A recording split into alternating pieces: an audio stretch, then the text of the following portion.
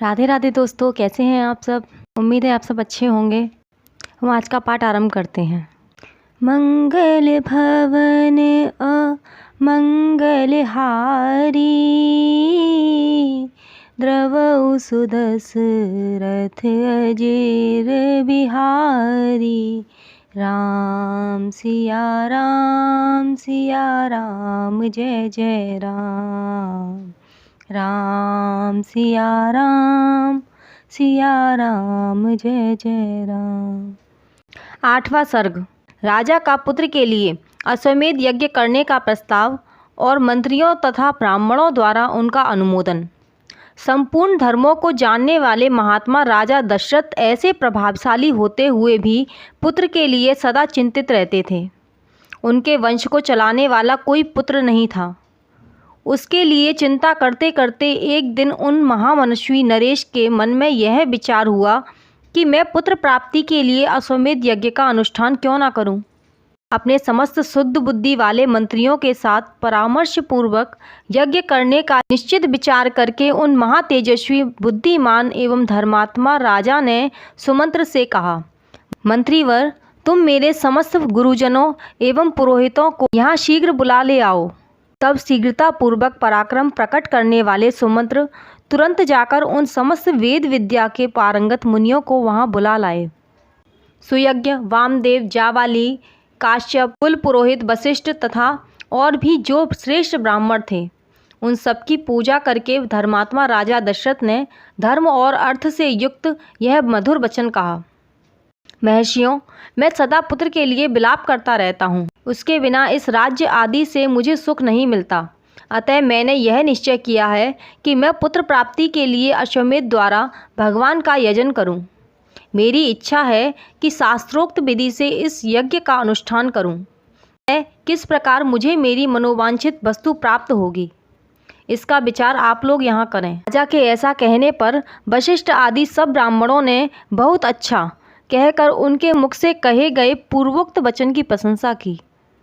फिर वे सभी अत्यंत प्रसन्न होकर राजा दशरथ से बोले, महाराज, यज्ञ सामग्री का संग्रह किया जाए, भूमंडल में भ्रमण के लिए यज्ञ संबंधी अश्व छोड़ा जाए तथा सरयू के उत्तर तट पर यज्ञ भूमि का निर्माण किया जाए।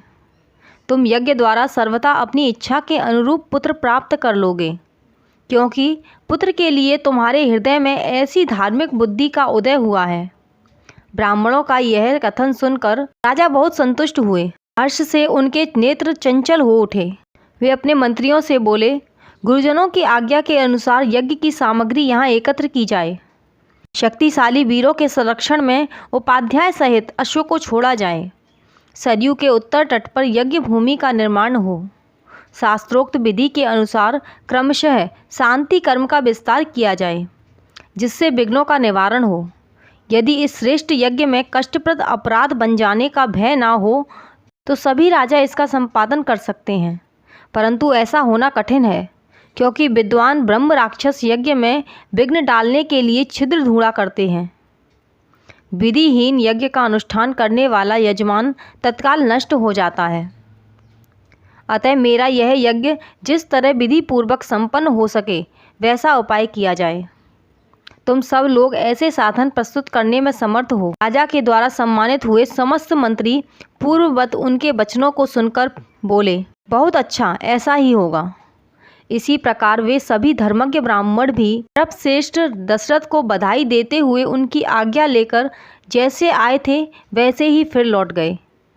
उन ब्राह्मणों को विदा करके राजा ने मंत्रियों से कहा, पुरोहितों के उपदेश के अनुसार इस यज्ञ को विधिवत पूर्ण करना चाहिए। वहां उपस्थित हुए मंत्रियों से ऐसा कहकर परम बुद्धिमान नृपश्रेष्ठ दशरथ उन्हें विदा करके अपने महल में चले गए। वहां जाकर नरेश ने अपनी प्यारी पत्नियों से कहा, देवियों, दीक्षा ग्रहण करो, मैं पुत्र के लिए यज्ञ करूँगा। उस मनोहर वचन से उन सुंदर कांति वाली रानियों के मुख कमल बसंत ऋतु में विकसित होने वाले पंकजों के समान खिल उठे और अत्यंत शोभा पाने लगे। इस प्रकार श्री वाल्मीकि निर्मित आर्ष रामायण आदि काव्य के बालकांड में 8वां सर्ग पूरा हुआ। मंगल भवन अमंगल हारी, द्रवहु सुदशरथ अजीर बिहारी। राम सिया राम जय जय राम। राम सिया राम जय जय राम। अब हम यहीं पर विश्राम लेते हैं। यदि आपको वीडियो अच्छी लगे तो लाइक एंड शेयर करें एंड चैनल को सब्सक्राइब करें। धन्यवाद। राधे राधे।